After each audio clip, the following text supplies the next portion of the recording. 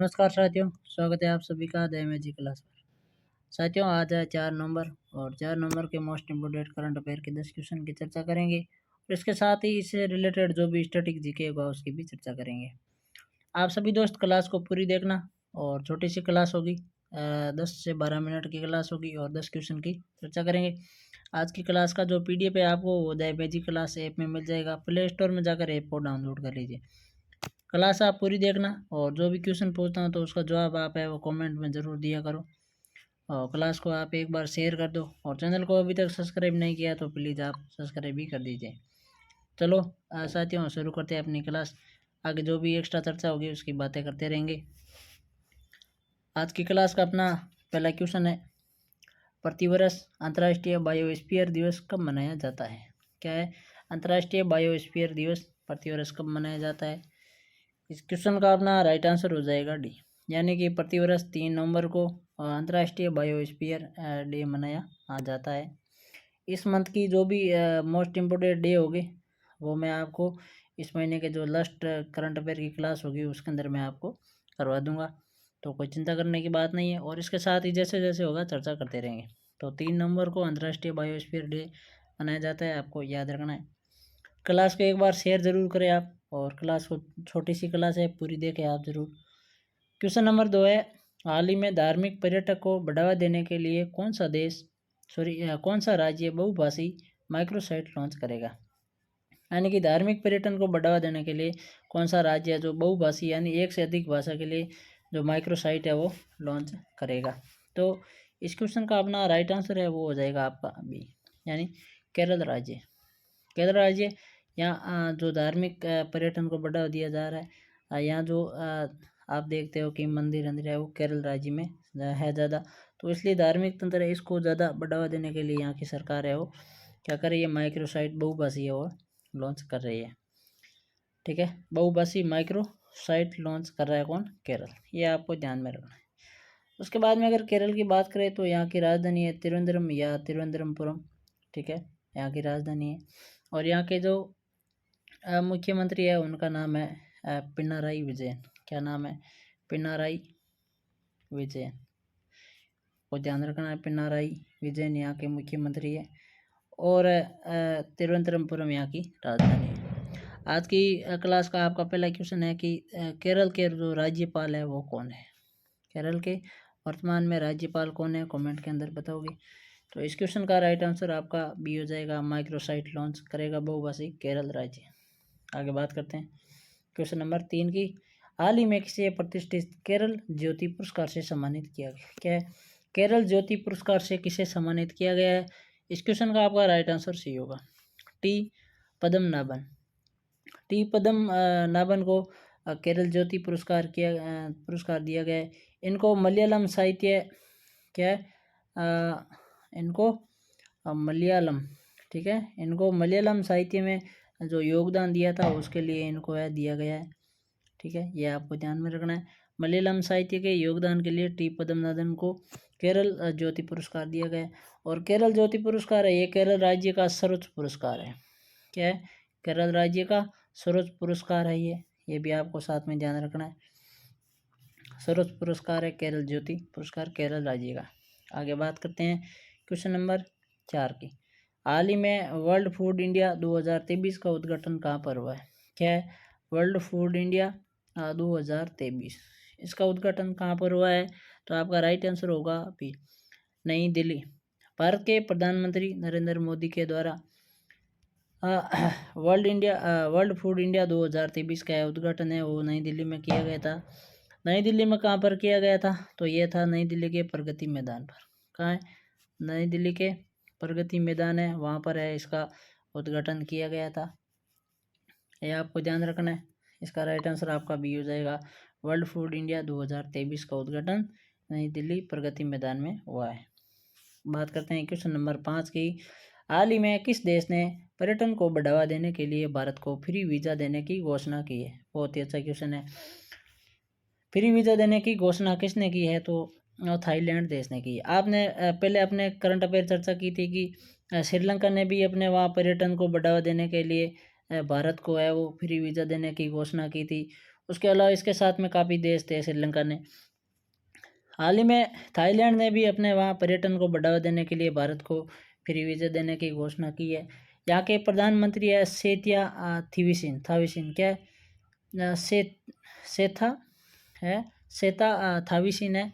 उन्होंने ये घोषणा की है कि यहाँ का जो पर्यटन को बढ़ावा देना है और भारत के यहाँ जो भारत के लोग हैं वो घूमने में वो है, ठीक है, सबसे अधिक जाते हैं, तो इसीलिए इनको है भारत को क्या है, अभी तक इस देश में पर्यटन घूमने के लिए जो है फ्री वीज़ा की लिस्ट में जाने वाले भारत है वो चौथा देश है। कौन सा है? भारत है, चौथा देश है जहाँ भारत के जो लोग हैं यहाँ घूमने सबसे अधिक गए हैं और इन्होंने दिया है। इनका जो ये समय काल है ये इनका है 10 नवंबर 2023 से लेकर 10 मई 2024 तक, ठीक है। 2024 तक आप है यहाँ फ्री घूमने जा सकते हो। जिसको भी थाईलैंड जाना है वो जा सकता है 10 नवंबर 2023 से 10 मई 2024 तक, ठीक है। थाईलैंड की बात करें तो यहाँ की राजधानी क्या है? बैंकॉक है। बैंकॉक यहाँ की राजधानी है और यहाँ के प्रधानमंत्री का नाम क्या है? सेठिया थाविसिन है, ठीक है। तो ये ध्यान रखना है। श्रीलंका ने भी फ्री वीज़ा देने की घोषणा की थी, अभी थाईलैंड ने की है। ये दोनों आपको ध्यान में रखना है। इसका राइट आंसर आपका सी हो जाएगा। क्वेश्चन नंबर 6, हाल ही में किस देश की सेना द्वारा मिन्यूट-मैन-3 मिसाइल का सफल परीक्षण किया गया? क्या नाम है? मिन्यूट-मैन-3 मिसाइल का सफल परीक्षण किस देश की सेना ने किया है? तो राइट आंसर होगा आपका भी, यानी अमेरिका। अमेरिका की सेना ने इस मिसाइल का सफल परीक्षण किया है। आगे बात करते हैं क्वेश्चन नंबर 7 की। क्वेश्चन नंबर 7 है, हाल ही में इंडिया मैन्युफैक्चरिंग शो का उद्घाटन है वो किसने किया है? क्या है? इंडिया मैन्युफैक्चरिंग शो का जो उद्घाटन है वो किसने किया है? तो इस क्वेश्चन का राइट आंसर आपका हो जाएगा बी। बेंगलुरु के अंदर इंडिया मैन्युफैक्चरिंग शो का जो उद्घाटन है हाल ही में जो है राजनाथ सिंह ने किया है, ठीक है। ये आपको ध्यान रखना है। राजनाथ सिंह। बेंगलुरु कर्नाटक की राजधानी आप सभी को पता ही है। और यहाँ के मुख्यमंत्री कौन है? यहाँ के मुख्यमंत्री आपके बसवराज बोम्मई, ठीक है। क्या है? बसवराज बोम्मई यहाँ के मुख्यमंत्री है। और यहाँ के राज्यपाल का नाम क्या है? थावरचंद गहलोत। क्या है? श्री थावरचंद गहलोत कर्नाटक के राज्यपाल है।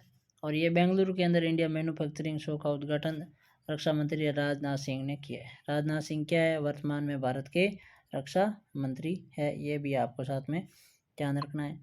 आगे बढ़ते हैं क्वेश्चन नंबर 8 की तरफ। वर्ष 2024 में विश्व दूरसंचार मानकीकरण सभा की मेजबानी कौन सा देश करेगा? क्या है? वर्ष 2024 विश्व दूरसंचार मानकीकरण सभा की मेजबानी कौन करेगा? तो इसका राइट आंसर होगा आपका भी, यानी भारत। भारत अगले वर्ष यानी 2024 के अंदर विश्व दूरसंचार मानकीकरण की है वो क्या करेगा? आपके मेजबानी करेगा। ये आपको ध्यान रखना है। विश्व दूरसंचार दिवस है वो प्रतिवर्ष है 17 मई को मनाया जाता है। इसे रिलेटेड है, थोड़ा याद रख लेना। 17 मई को विश्व दूरसंचार दिवस मनाया जाता है और इसकी अगली मेजबानी 2024 की वो अपना भारत देश करेगा। आगे बढ़ते हैं क्वेश्चन नंबर 9 की तरफ। हाल ही में पुनीत राजकुमार राज्य ज्योति योजना किस राज्य सरकार ने शुरू की है? क्या है? पुनीत राजकुमार राज्य ज्योति योजना किस राज्य सरकार ने शुरू की है? तो इसका राइट आंसर आपका डी हो जाएगा, यानी कर्नाटक। पुनीत राजकुमार कौन थे? तो आपको पता होना चाहिए। यह एक कर्नाटक दक्षिण भारत के क्या थे? एक फिल्म स्टार थे। क्या थे? एक फिल्म अभिनेता थे, आप कह सकते हो इनको, ठीक है। ये कौन थे? ये फिल्म अभिनेता थे और इनकी वो डेथ हो गई है। तो उनकी याद में कर्नाटक राज्य सरकार ने जो है पुनीत राजकुमार राज्य योजना शुरू की है कर्नाटक के अंदर। ये आपको ध्यान में रखना है। राइट आंसर आपका डी हो जाएगा। आगे बात करते हैं क्वेश्चन नंबर 10 की। हाल ही में जारी हुई अरुण इंडिया परोपकारी सूची 2023 में शीर्ष पर कौन रहा है? इसका राइट आंसर आपका हो जाएगा सी, यानी शिव नादर। अरुण इंडिया परोपकारी सूची में शीर्ष पर रहा है शिव नादर। कौन है? शिव नादर, ठीक है। ये आपको ध्यान में रखना है। इसका राइट आंसर आपका सी हो जाएगा। अच्छा, आप कमेंट के अंदर ये बताओगे शिव नादर है वो किस लिमिटेड कंपनी के संस्थापक है? आज का दूसरा सवाल है, किस लिमिटेड कंपनी के ये संस्थापक है? ठीक है, संस्थापक है शिव नादर किस लिमिटेड कंपनी के संस्थापक है, ये आप कमेंट के अंदर बताओगे। आज का आपका दूसरा सवाल है और इसकी सूची में ये पहले नंबर पर रही है। ठीक, चलो तो दोस्तों ये थे टोटल आपके 10 क्वेश्चन। एक बार आपको दोबारा बता देता हूँ जल्दी में। अरुण इंडिया परोपकारी सूची 2023 में शिव नादर है, वो पहले स्थान पर रहे हैं। पुनीत राजकुमार आद्य ज्योति योजना कर्नाटक राज्य सरकार ने शुरू की है।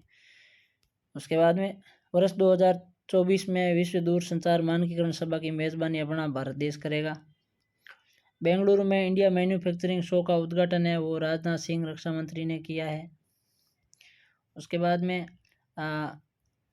अमेरिका की सेना ने मिन्यूट मैन 3 मिसाइल का है वो सफल परीक्षण किया है।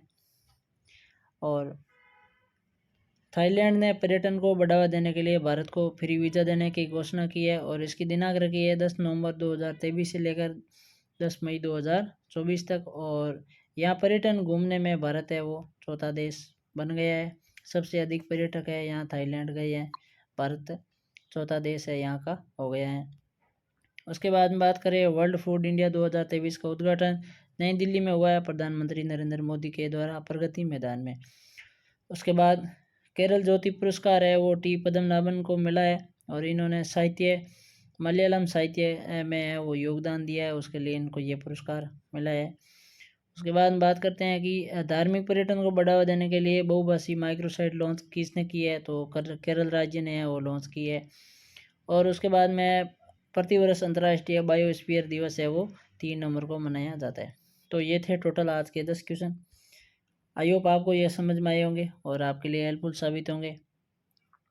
आने वाले एग्जाम के अंदर ये क्वेश्चन आपका आएंगे। आज की क्लास का PDF आप द मैजिक क्लास ऐप पर ले लेना। ऐप डाउनलोड नहीं किया तो डाउनलोड कर लीजिए और क्लास को है आप शेयर दोस्तों आप ज़रूर कीजिए और चैनल को सब्सक्राइब भी नहीं किया है तो चैनल को प्लीज़ आप सब्सक्राइब कीजिए।